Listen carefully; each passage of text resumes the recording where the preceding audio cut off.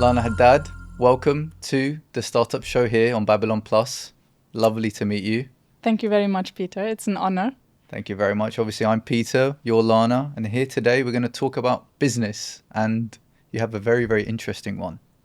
Yes. How are you?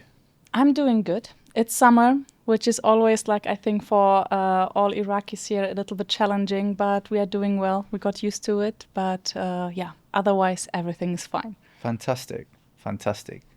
What's your business called? My business is called Mesopotamia Tourism.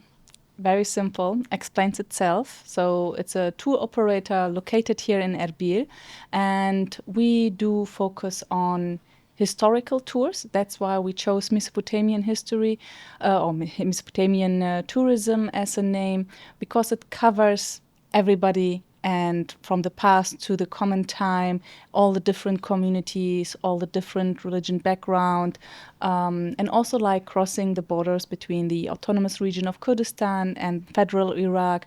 So we wanted to have a name that covers all of it, because this is where our goal is to break borders and give opportunity to people to visit the beauty of natural and historical sites of Mesopotamia. Very good, very good. And again, I said this to you before the show, that's something that I'm very interested in, and I know many people are interested in, and they might have not yet gone on a tour with you guys, but I'm sure after this we'll be talking more about how we can enjoy some of these experiences that you've created. Where has this come from? What gave you this passion to begin? I know you studied archaeology. Tell us a little bit about your background. What brought you to this point to start Mesopotamia Tourism? To just go back, we need to go back 5,000 years ago. Okay. No, I'm Let's joking. go back in your history, not the history of the world. No, we need only to go back a few decades only. I was born in Erbil, but I come from a quite mixed family. My mother is from Kirkuk, my father is from Khanaqin originally, but born and raised in Baghdad. All my siblings were born in Baghdad. Back in the 80s, we moved to Erbil. I was the only child from 5 born in Erbil. But in the 90s, because of the civil war, we moved to Germany. And my mom always told me, like, when the war finished, we move back. So I had somehow this fear of, like, forgetting. So I tried to keep my memory of my childhood in Erbil quite fresh and alive. So I was every night sitting with my mother and asking her questions, and she would be responding and telling me stories, and I would repeat memories and stories, so I do not forget the names of my friends, of my relatives, or the name of specific buildings, streets, etc., and also the citadel of Erbil. So I had quite a different upbringing to children who are growing up in the diaspora, because you have many parents who tell them, yeah, don't talk about the past. We live now here, look forward, try to build a better future than we had, etc. But because I was so curious and also I was afraid to forget, so I was still very connected. And also growing up in Germany, there is a lot of stereotypes about the Kurdistan region or Iraq or the Middle East in general. So every time I go to school, there is a stereotype. So I go back home and I ask my mom, and then she explains me things. And I'm like, wow, in school, they somehow teach us that this region is very backwarded. And then I go back home, and my mom, she's very smart. She's very knowledgeable about history. She was giving me all this knowledge about the golden age in the Abbasid period, etc. She was explaining me how mathematical things were developed. And I was a young child, teenager, observing these informations, and I'm like, wow, we have actually such a rich country, but why do I see the different of it? Like, everybody is telling me that no, you are coming from a country that is just like war torn, and it's just about war, dictatorships, oppression of women, etc. So this made me actually go deeper into what is Mesopotamia, what is Iraq, what is Kurdistan, who are these different communities, the languages, etc. And this made me study archaeology, because then when I grow up, I wanted to study something that can reconnect me, that gives me as an adult the reason to An incentive, yeah. yeah, to work between Germany and Iraq. But at the end, I decided to leave Germany completely and move back here. I was doing still my PhD in Germany in archaeology, but since 2010, I was coming every year. So I was still a student, and I was coming to work on excavation projects. I worked on British projects, Italian missions, with German projects as well, who were in different areas excavating. I worked on many, many different projects, and also when I came back, I used to be a freelancer. So I was jumping from one project to another. But all of this was combined with traveling. And for me, it was also very important because all of this, what I studied when I was a student, I learned so much about this land like 5,000 years ago, 3,000 years ago, 2,000 years ago. But when you are here and you are facing reality, you see like, it's a little bit different. You do not, yani, I can go to many ancient sites and I just see a hump of ruins. But because I studied it, I see it differently than a normal person sees it. So this made me like eager to travel more. I traveled either by myself for my own pleasure or because friends came, or I had archaeological colleagues with me who said, let's go to this and this site. And so I every time like either I knew already information about it or I was like, yeah, I read something about it and I want to renew it. So traveling became part of it, of like, yeah, you want to see these places that you were reading about it. That's brilliant. That's very interesting from your even your formative years, because you've obviously had this very close connection here, and you didn't want to lose that no matter what, in spite of what family or friends might have encouraged you or discouraged you to do. You still had that connection strong enough so that you go on and study and still create that bridge from where you were at the time, Germany, to come back here and explore more, learn more, and develop. And your passion shows, and that level of understanding, even when you go to, as you're saying, a ruined site, a site where has a lot of history, but in this day and age, it just appears as something almost irrelevant to many people's eyes.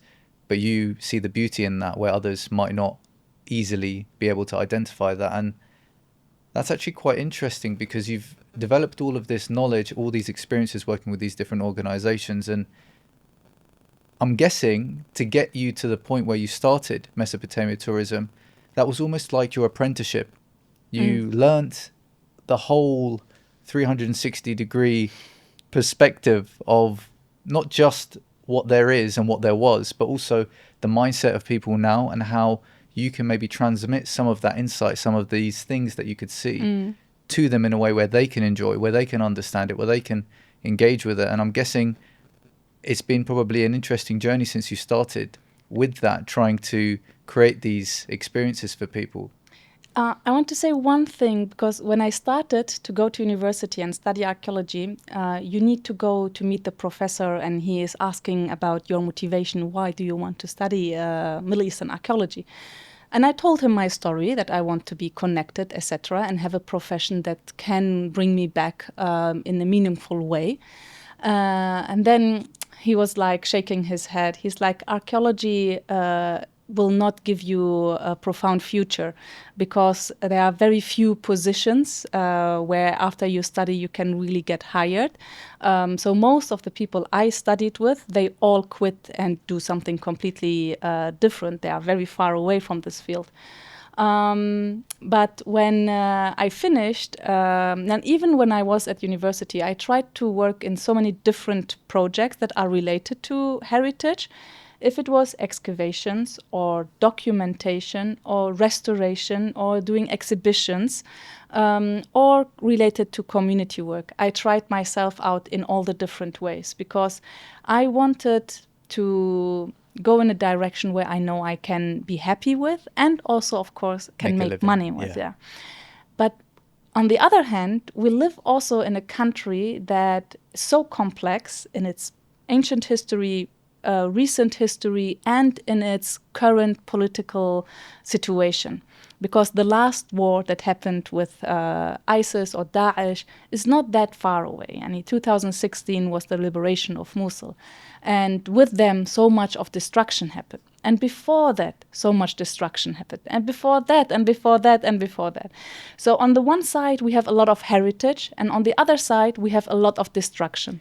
But there are this aggressive destruction that gets all the media attention. But then you have two other destruction: the ignorance and the development of modern cities. Yeah. Yeah, so we have these two that are not aggressive destructors, but they are the silent, slowly moving on, and nobody is aware of it because we do not have that much knowledge about many sites that are not excavated yet and get demolished because of urban development, which is something very natural and normal, happens in every country. The sensitivity here is only that we have such a rich country when it comes to heritage.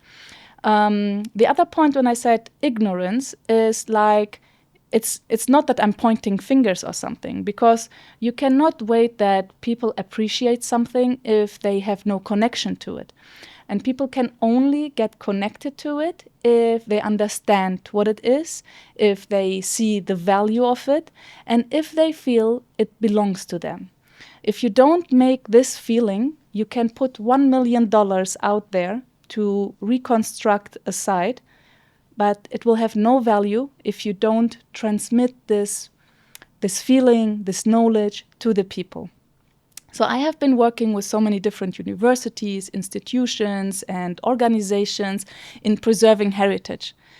But I was always like, yeah, we're putting all this money and Effort, all these experts and time, but nobody is really working on this other side to make a connection with the people. And this is actually a very crucial one, because to whom or for whom are you preserving this? For the people who live it. And this was something where I felt like, yeah, I need to work more on the side where I can build a bridge between the people and their rich heritage. This is very important, because every effort that you would make, or these organizations would make, 1 or 2 steps forward, it would be 3, 5 steps back if the education doesn't come alongside it. Because exactly as you're saying, if you're not creating a situation where, yes, you've preserved it, but at the same time people understand it, then if they don't value it, then they'll value more, oh, I'd rather this high rise of flats or apartments or new shopping center in this area or something like that, or a potential venue for another activity that would at the same time disrupt or destroy the heritage. And if they don't know about it, or because even for you, as you're saying, growing up outside of Iraq, in Germany, not just in Germany, in other countries, a lot of people that have left here, they don't understand the history of here to the degree that they should, because maybe there's been some recent issues here and people have a bad taste of this part of the world and they would like to forget it and move forward with their lives in a healthy and productive way that they know how. Because at the end of the day, history is great, but if you can't live day to day safely, like with health, with people around you that you know they're going to still be there, and job security and everything, then it's almost like a secondary or tertiary need for them. But people like yourself who are ambassadors of preserving it, but at the same time, if you bridge that education gap, then the work that you're doing, the work that people you're working with are doing, you can keep that, you can maintain it. And I think that's actually very interesting, because I know we're talking about business opportunities as a whole. You are creating tours for people to come and experience that, which I want to talk about more shortly. But you won't have anyone to sell to if they don't understand what's going on and what was historically happening, but also now the landscape has shifted slightly since the political issues, the conflict.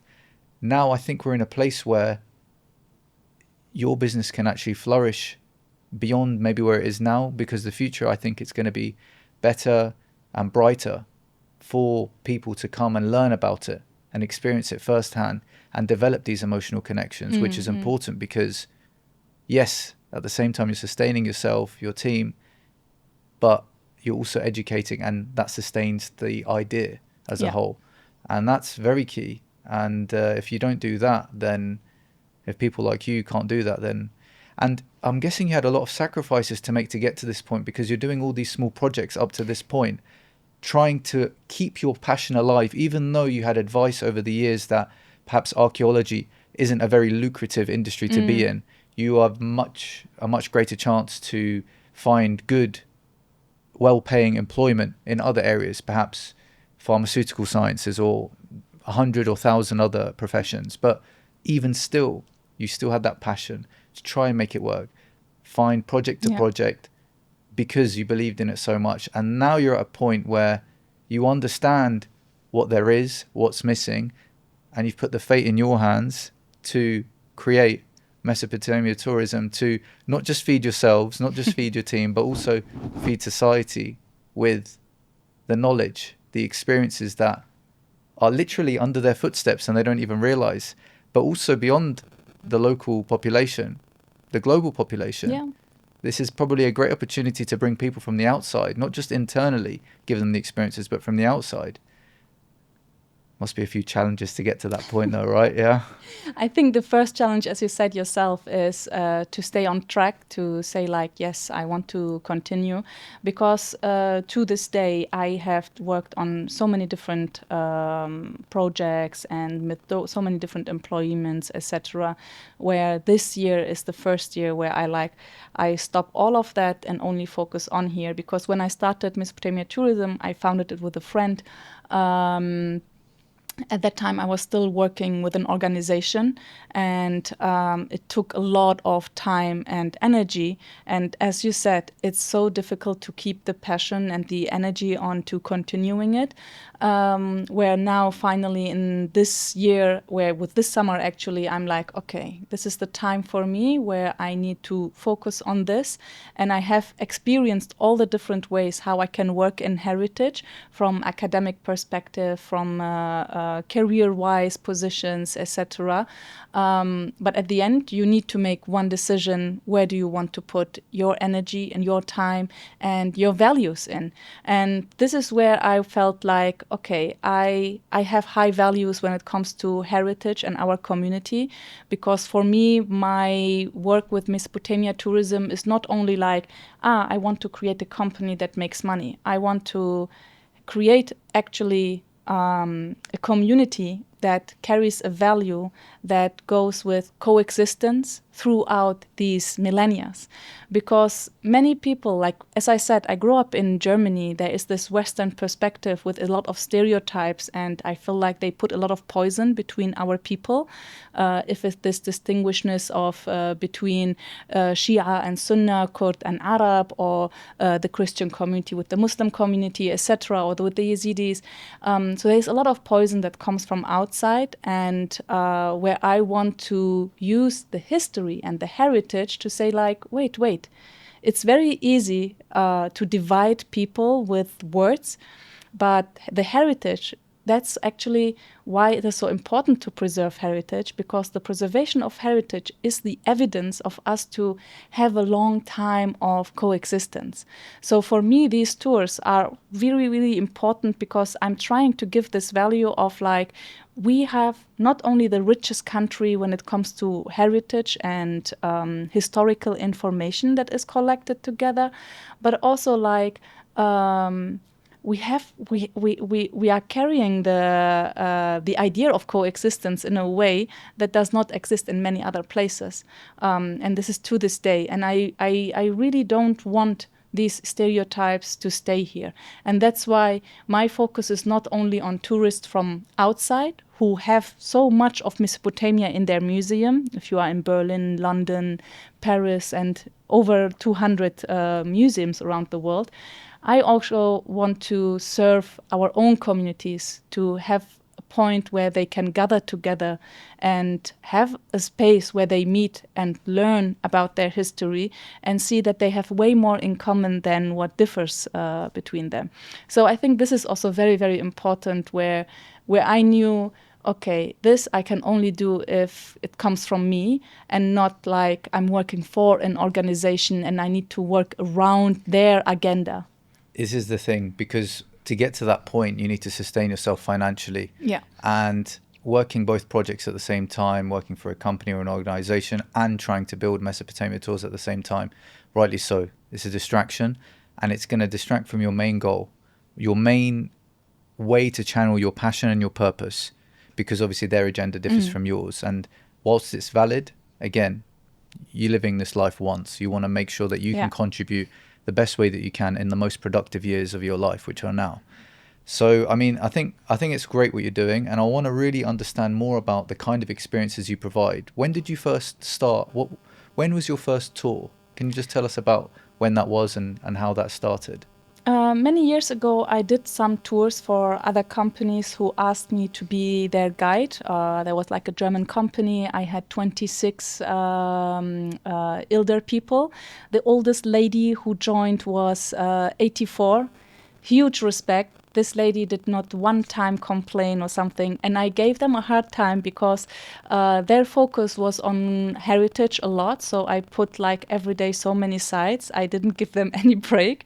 They were saying, the only complaint that they had at the end was like, we wished we would have some more coffee in the afternoons, because I had like really the program from morning to evening and running from one side to another. They were amazing. That was my favorite group, to be very honest. So I did here and then. But then over 2.5 years ago, a friend approached me and said, because this was the time after the Pope visited Iraq, and visa opened up for Iraq, and he said, let's start a tourism company together. He has more the business mindset. I had more the heritage and the passion thing. But he said, let's register it directly, because if we don't register, we might give up on the way when the time is not good, etc. And I think this was the best decision to do, to register immediately, because this makes you more responsible about the... It's serious. It's actually happening now. You've committed. Exactly. Because the thing is, like, now in the Kurdistan region and in Iraq, you have a lot of tour operators who are individuals, who are not registered, but who are making money, because so many people are coming, and the country is not yet that much used with tourism, so they don't have this regulations like in other countries. You have in many countries, you are not allowed to go with a guide who is not registered. So we don't have yet these regulations. So that's why you have a lot of people who are individuals, no company, and doing tour guiding, where you also cannot ensure the quality, etc., and also the liability. Yeah. So we could have gone this path of like, let's just do tours and then see how it goes. But I think it would have demotivated us once you come to summer and then you see the demand is going down. So yeah, this is the time where we started. Now I own the company because we shifted our ways in how to develop the company. But the funny thing is also, like, when we sat together and made in theory our system, how we want to do tours, it was completely different than we started to do and saw the reality is very different. Because sometimes you have an idea and you're like, yeah, that's great, let's do it in this way. And then you say, and then you see the reality wants something different from you. Yeah. Yeah. So how we established it was we offered weekend tours to just start to getting to be known. So every Friday we started to do a tour. Either it was a hiking tour or a historical tour. The historical tours I was leading. And because we were a registered company, we had 2 employees who were 2 guides. At the beginning, we wanted to offer everyday tours, but then we were like, the demand is not there. Yeah. So let's focus on the weekends. And then slowly also, like, when their demand is there, private tour during the week. So we used the first year really like into training our guides and also getting them to know the directions, but also for us to getting to know with the system. Yeah. With Figure out the landscape. figure out the landscape, figure out the distances, figure out the different availabilities of transportations, figure out regulations with checkpoints, with asayers, security, which is not always easy. And you need also, there are different spaces. You don't have access till you are meeting the one person who can provide you the access to a place. So this was a lot of learning for all of us. But it created for us like visibility. So people started to get to know us, people started to recommend us, and our prices back then were very different than it is now. Back then it was just like covering the transportation, just so that people are trying out this new group. And now I can say like, yeah, we are kind of like stable in it, that our weekend tours are always good booked. I don't say booked out, but the bus is full. It covers all it costs. This is throughout the year? Yeah, yeah. Oh, wow. Because we understood also like, the week time is summer. So in summer you need to do other activities. So we included water activities, but also cultural activities. Like last summer and autumn, we did winemaking in a traditional way in Shaklawa. We did also how to make pomegranate molusters. So activities that also where we see like, people like to do something different. And this is also a section of tourism. It's not only like to take people to sites, but also to teach them a traditional craft.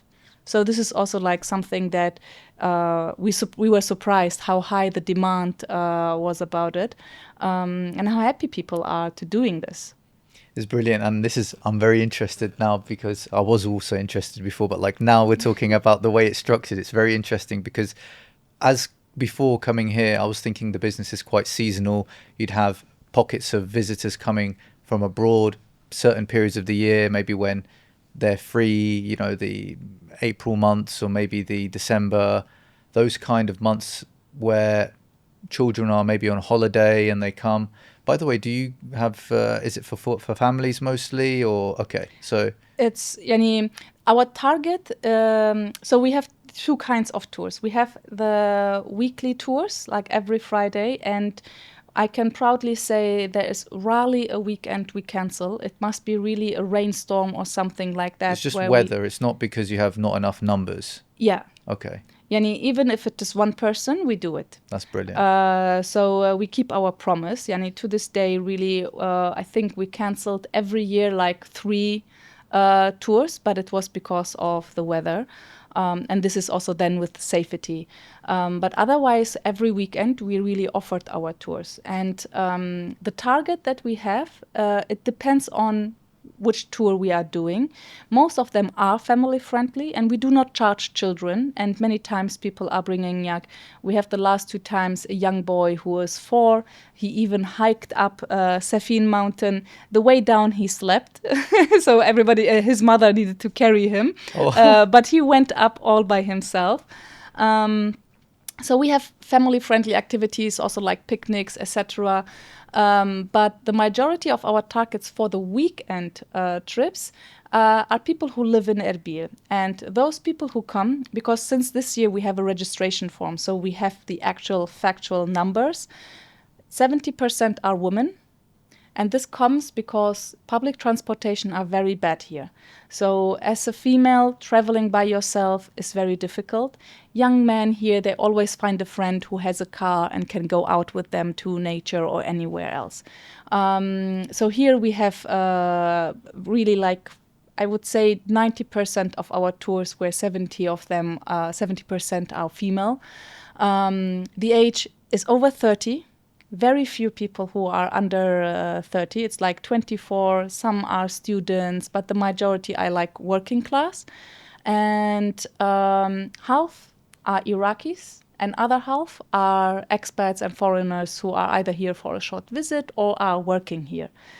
So this is our target for the weekend trips. And then the private tours, we have people who are coming for tourist reason to visit here, and they contact us and want like for 5 days a tour or for 3 days. So they're literally coming from outside and to emailing us 3 months before or even 1 year before, and they're asking for it.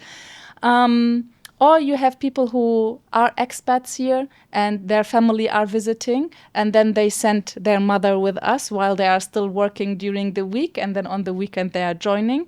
Or they are diaspora people. They are coming to visit families, and then they are like, okay, I let's do want to something. see more about my homeland. And then these are also like part of our customers. I think that's very, very good, and you've captured loads of different segments of the market that would be interested in your services, and it's very good because to begin with, it's difficult to be a sustainable business if you're only operating on a few weeks a year or a few months where there's peak demand. But you found a way to navigate that landscape, creating opportunities throughout the week, private. I think that's very important as a business owner to create a situation where when you're providing people with employment and a service, you can sustain that year round. Was that challenging at the beginning trying to figure that out, or did you already have a plan in place? You're like, okay, I could do this, or did you get advice from maybe mentors or people that suggested this could be good, or did you just figure it out through experience? We changed the system over the time because we saw like, okay, here we are getting weak, here this is a strength point, etc. Yani, I think now we are in a good way because now, for example, we have one fixed employee, and then the driver, we are renting him for the tours. This reduces the cost, of course. And sometimes we have local guides in the different areas. So we don't need to load all the information on one guide or rely always on me to do the guiding. This is one thing. And we try also like to collaborate with other sites. So this is the way how we can try to reduce the cost. The other thing is also like we have a lot of good friends who were our customers and who Word started of now. mouth. Yeah, and word of mouth is one thing, but I mean, because we have one fixed guide who is employed, but now we have also people who guide after demand. Oh, okay. So this gives us the opportunity because when the demand is high, because especially like you have March and April and even May, where there is a lot of request, and you can't do it with 2 3 people, so you need more people who are available, so that in one day you have 3 tours at the same time. And then we have people who work with us, who know the routes, etc., but they are not employed, but they come in when the demand is there. So this is an opportunity to keep up with the request on the high seasons. On the low seasons, it's easy to manage. But in this way, we can continue providing the service that we are giving without saying, oh, sorry, we are booked out, because this would be sad. And if not, we are friends with many other companies, we would say, go with this company. They would provide the same great service. I have a business in England. We provide workshops to schools, and we also have a similar issue. During the period of March, for example, that's our surge, where we would have a lot of bookings for science because British Science Week is in March. So every school wants a visit in March. But our staff, for example, let's say we have 200 schools that want a visit in one week. We don't have 200 members of staff to be able to deliver that, or, segment it across the week. We can manage it. But at that point, we recruit surge presenters, surge team members to be able to cater for it. But we do have a core team throughout the year. And one of the key challenges for us at the very beginning also was, okay, we had in the springtime, January, February, March, April, a lot of interest, but in the other pockets of the year, we didn't have much. So that's when we created additional offerings or different types of offerings in different areas of subjects, for example, fitness in the summer, because the summer months, people want to do things more outside. And so we would do things related to physical wellness there. So that's very interesting because we came to that realization ourselves, and also you're coming to that realization yourself and how to solve it. So it's like there's a common way to deliver a sort of an in-person service where even if there is seasonality, if you want to prolong it year round, there's ways of solving that problem. If you, adapt, make your mindset flexible enough to be like, okay, well, we can't do this type of visit, but if we made it on the weekend, or if we did it in the evening, or a half day, or something like that, then you can. And you're saying also you're adapting the types of tours that you provide in the summer to incorporate maybe water activities like swimming.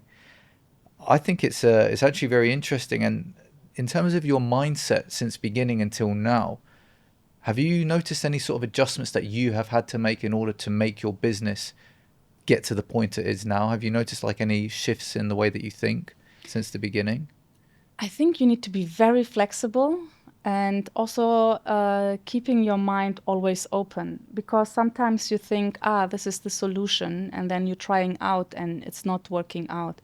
And what is, I think, very important that I have learned, it always like to surround yourself with good people who believe in you and who want you to be successful in it, because they see that you have good intention and you are not like, and that you carry values. Because if you don't have values in your work, there are not that many people who would support you.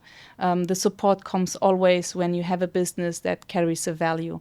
And this is the point where I always try to seek advices and also the help of others. It's not easy, because I have always learned to finish and do everything by myself without help, because I always felt bad if I asked for help and I cannot give anything back. So I tried always to do everything by myself. But I really learned in the past years, no, you need to accept help and ask for it.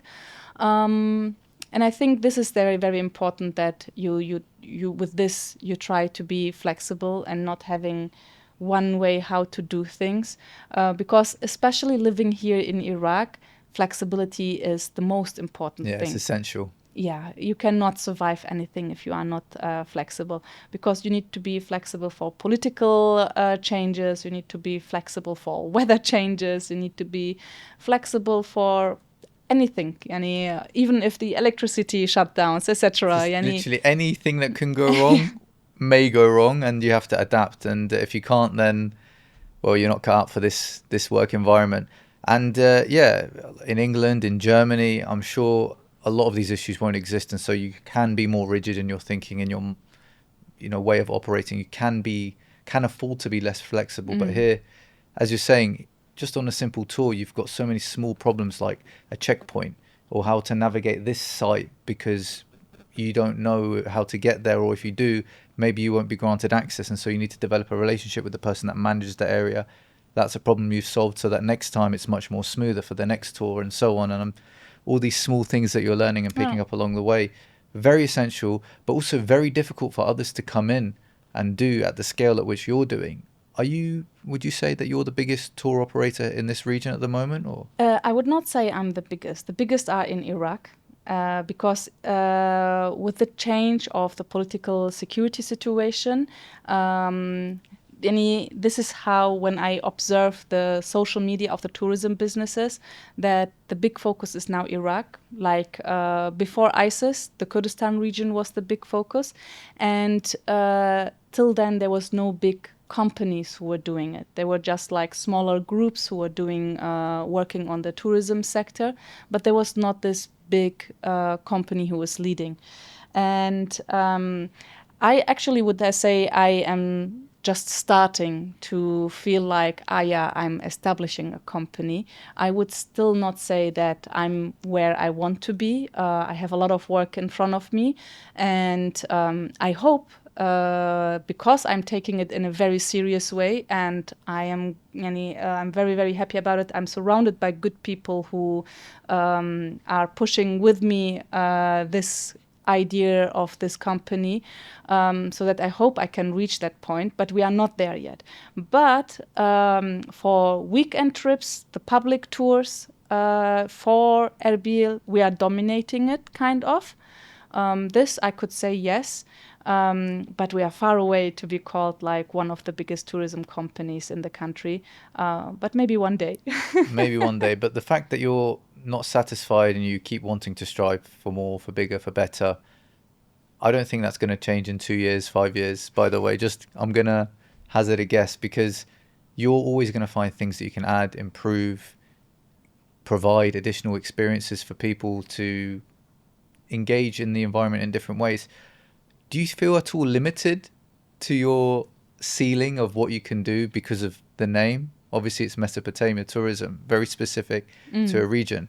I know there's a lot of opportunity to explore here, but if you want to branch out beyond that, do you feel that that's something that you could do, or the name kind of confines your focus to the region? I'm very creative when it comes to this point of like how to define Mesopotamia, and I hope really that you come to one of our historical tours, because in every historical tour I can always make this one turning point to really, really tell the people how this land, this region, was for so many millennia the center of the world. The cradle of civilization. And I think it's an underestimation to call it only cradle. Because the cradle would only describe it as the base. Yeah. But if we look to modern society, this land shaped it. It shaped Christianity, it shaped Islam, it shaped Judaism, it shaped science. Mathematics. Yeah, it shaped everything that leads to who we are today.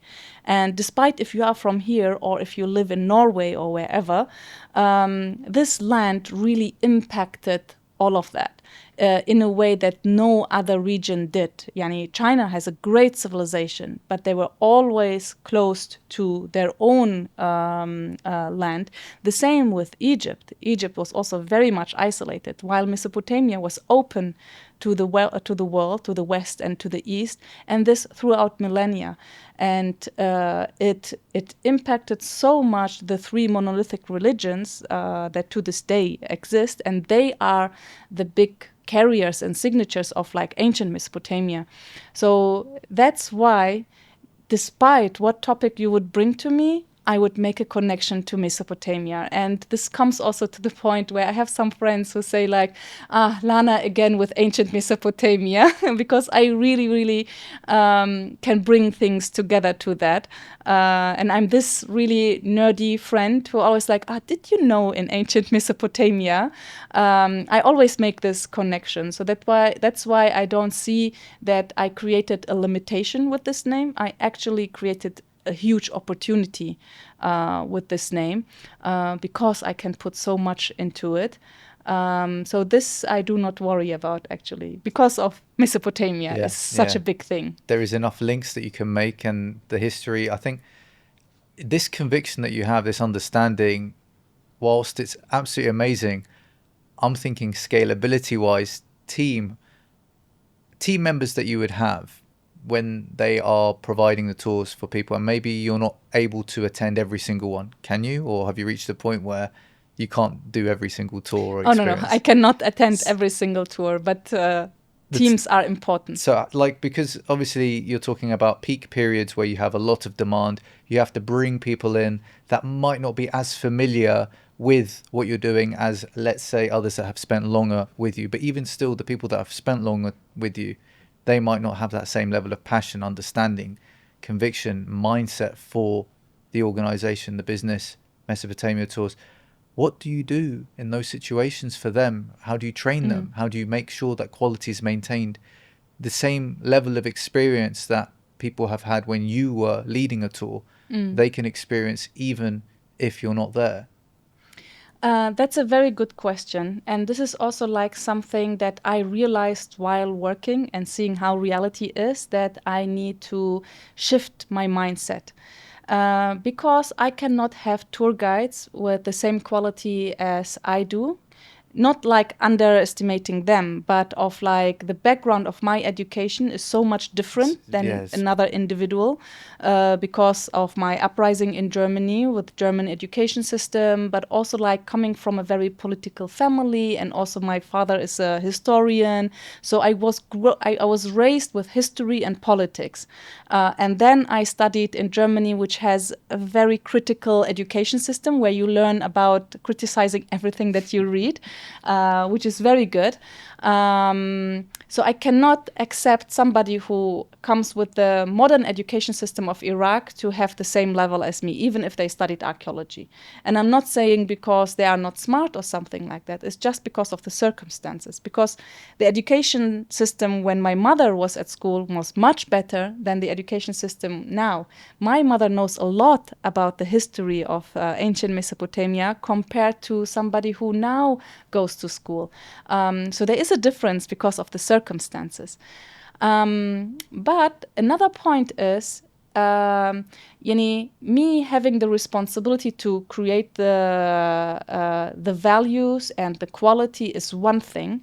But when you look at customers, not every customer is interested in history. Not every customer wants to know all the details. So that's why not all of these guides needs to be the same passion as I do. And at the end, we can not only do a tour about the ancient history or the history of 500 years ago. We need also to do guiding about today, about who we are, and about the circumstances we live now, because people are also interested in culture, in language, in how do modern people nowadays live here. And this is something that they can provide. And I'm always telling my guides the most important thing is that you are enjoying the tour, because if you are not enjoying, your guest will not enjoy it. And it's always depending on the personality of the guest and of the guide, how they match together. But there are basic things that you can teach them to keep up the quality. And most important is really like to have an open mind, to be respectful, and to tell a story. And to tell a story does not need to be, back in 2000, this war happened, etc. It can be a story of them back in the 90s. Because what I found beautiful of living here, nearly every person is interesting here. You can sit with every person here and they have stories to tell you. And they are funny, they are sad, they are dramatic, they are unbelievable. And this is what makes a country or a region attractive to people. They want to come and see something that they haven't seen before. And it does not need to be something very ancient. It can be nowadays. But this is where I also I shifted my idea of like, I don't need to train every guide to be a historical nerd. I do have some where I know when the customer is asking for it, I give them this guide, because I know he will be an amazing storyteller when it comes to history, or I go. But if it's someone who just wants to see things, I don't need to focus on the guide who is the nerd one. I can just give them the funny guide. Yeah. I fully understand that, and it makes complete sense, because you're understanding the needs of your audience, and you can also match them with the quality and the traits of your team members. So that's when you ask people. When people actually inquire, do you identify what their interests are? Do they specify what type of tour? And then from there, you realize, okay, they would be probably a good match for this tour on this day, or this tour guide to support them. And also, do you have, when people inquire, do you have a way where, I mean, obviously language is key here. Do you operate on multiple languages in every tour? Or is it like one tour is specific in English only, Arabic only, Kurdish only? How do you navigate the never-ending complexities of client demands? Yeah. You must have some ways of just managing that so it doesn't overwhelm you and your team. So first of all, what I love about Erbil, you find here people who are multilingual. I myself speak 4 multiple languages, and actually all my team members do speak 4 languages. They speak, I have one who speaks Surat, Arabic, Kurdish, and English. I have another one who speaks Persian, Arabic, Kurdish, and English. So every language is kind of covered. Since I also speak German, and you have a quite high number of Germans living in Erbil, especially with the organizations and the consulate, etc., where I give German-speaking tours. So it is all manageable with these different languages, and they're very good at it. And the public tours we do in English, I remember in the beginning when we were doing our post on Instagram to announce like, oh, this Friday we are going to this and this site, please bring this and this with you, like all the recommendation that they need to know. We wrote it only in English. We had a discussion in the team. Should we write it also in Arabic and in Kurdish? But then I was like, it's taking too much time. Let's just focus on one language. And nowadays, the social media, you can just click on translate and it shows you it in a different language. And we had some complaints. People say like, oh, you should write in Kurdish first and then in English. But at the end, we are doing a business and we have a target. And our target is an international group living in Erbil. And since we do the tour in English, so this person needs to be able to read it in English. And we do have sometimes people who their English is weaker, and then they come and ask, and then we translate. And we always are two people when it's a public tour. It's not only one person, which increases the quality safety-wise, but also in having somebody who can then do the translation. And this works very well. Yani, I do not feel overwhelmed with the languages. It's the opposite, because that's also the beauty of living in Erbil. I speak all these 4 languages every day here. Yani, there is not one day where I only speak one language. And I think it also made the quality of my languages worse than before, because I'm mixing. So you can't be like a 10 out of 10 in any one language. Yeah, You're yeah, like yeah. a 7 or an 8 out of 10 in multiple, and that's still a good place to be, because 4 languages, you know. Yeah. Like even me being here now, I feel like my English isn't as good as it used to be when I was in England the whole time, because I'm mixing in different languages. But that's fine, because I'm developing elsewhere, Yeah. and you get this is the thing with the different language. Also can come a different perspective of your personality, and also you can unlock a different perspective of other people's personalities, cultures, mindsets. I think it's a very great experience to be able to do that, and the fact that you can bring that experience in the tours is even, you know, it creates more engagement, I feel, with the Yeah. groups that come. And like, how many tours do you do, let's say, on average a year now, and how many people come on a tour per tour guide? Is it like 1 to 15 ratio? How do you manage those? So since this year, we managed to offer 2 public tours in a week on Friday and Saturday. Saturday is starting to be always very creative. Like this Saturday, we will have a sunrise hike. Okay. Because from now on you can't hike as we usually do because of Bit the too hot. yeah, too hot. But we have a sunrise hike last weekend. For that, 3 guests came, and then 3 of our members went because they wanted just to do it as well. So they were 7 at the end going for the hike, which was very nice to experience. But on average for a Friday tour, 20 is, would say, the average number, 20 people. It depends on like what tour is offered. Sometimes we have 2 buses because the demand is so high. And we only do it when we see like, the tour is possible to do with 40 people. Sometimes it's like, no, it's limited to 24. Sometimes even it's limited to 10 people. It depends on what it is. But since this year, we are quite good. Yani, every Friday tour, we have an average of 20 people. And like Nowruz, Akito, or Charshamba Sur, the Yazidi New Year, these are like high demand tours. And in Nowruz, we did 2 buses. And we managed to do it as a historical tour because we went very early before the busy time Crowds, happened. yeah. And it was really a beautiful tour because we had like 3-4 hours all for us, the city. It was quite silent, so we could go to the different stations, learn about the history of Acre and the development, its role in the region. And then we ended, I think, at 2 p.m. on the top of the city.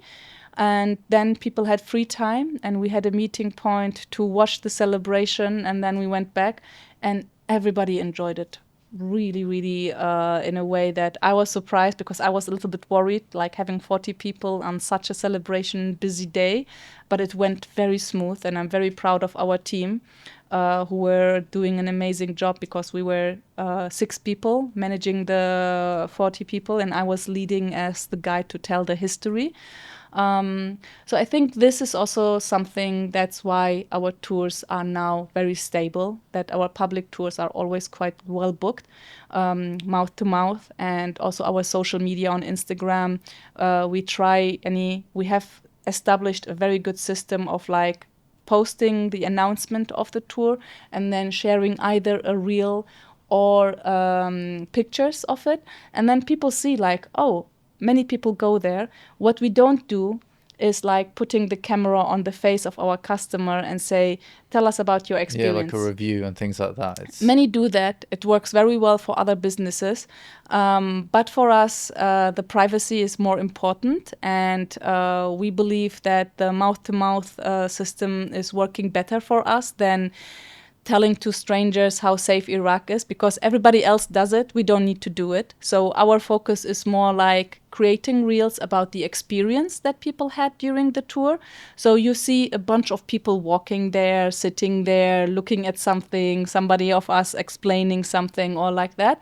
And I think this already shows the quality, that you see people who are happy about it, but you don't see their portrait or something like that, because not everybody wants to be it's not. on somewhere's social media.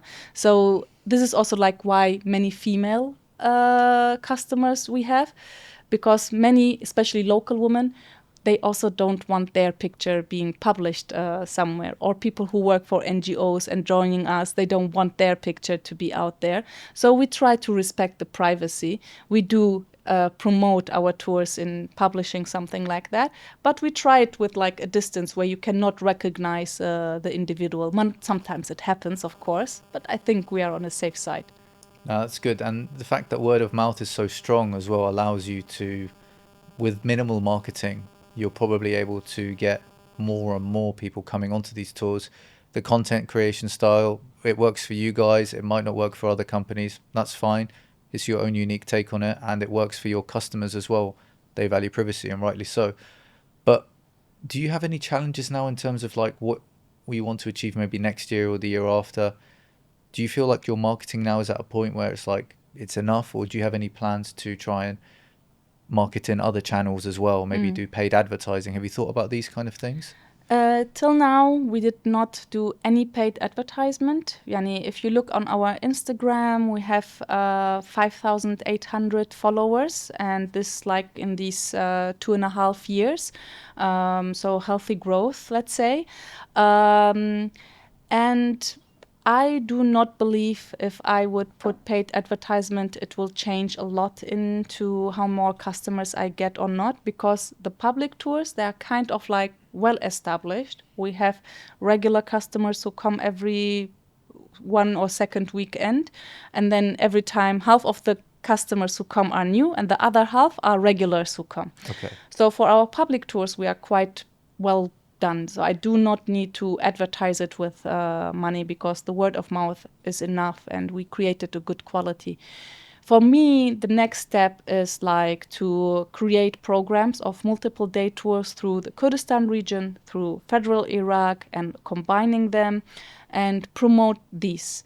Because I had other jobs before, I was not available for multiple days to travel, but this changed now with this year.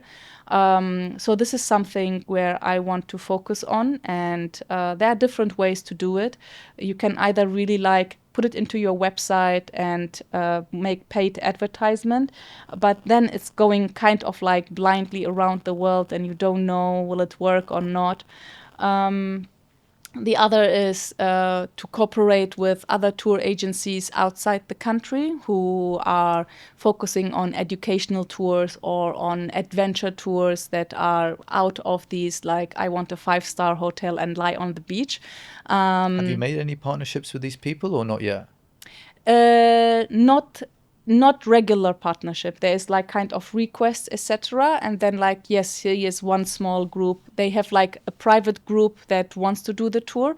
But our goal is really like, you can get the customers, we will provide the service for you. So this is something that we are focusing for the coming next month to do such an operation. Many other do it already because there are, as I said, 1-2 individuals who are working. But I have established a company with a team, I pay taxes, etc. So I need to fix first all these administrative regulations to like saying, okay, now we can go a step ahead to have more of that. And we did multiple day tours. We did with other companies who like, this part we do, the Kurdistan region, you can take over.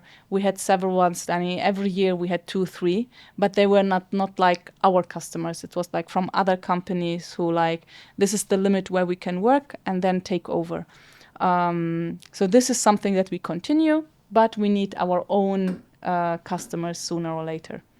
That's brilliant. And just on that final partnerships point, because you've also got an education side of things as well. Have you thought about maybe working with educational institutions, universities, students there might be interested in a day tour? Have you done things like that, or spoken with universities about these kind of arrangements?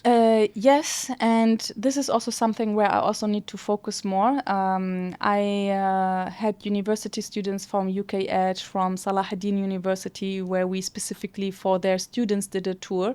One tour, for example, we did it for free. We said, if you clean up this heritage sites with us, we offer it for free. You don't need to pay. But for 1 hour, you need to collect trash. And this worked quite well.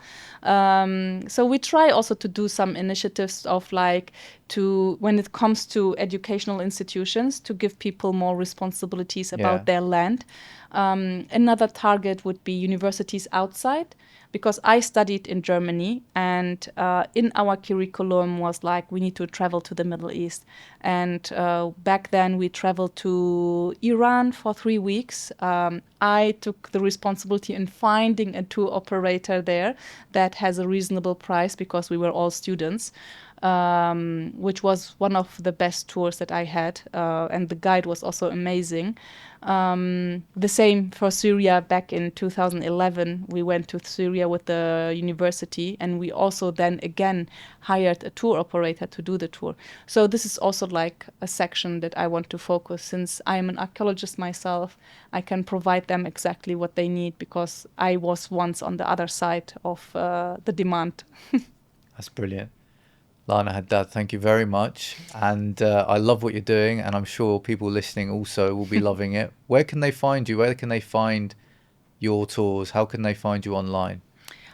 Mesopotamia Tourism, very simple name, very easy to memorize. Our social media is very strong. Facebook is not that strong, to be honest, but we have a website as well.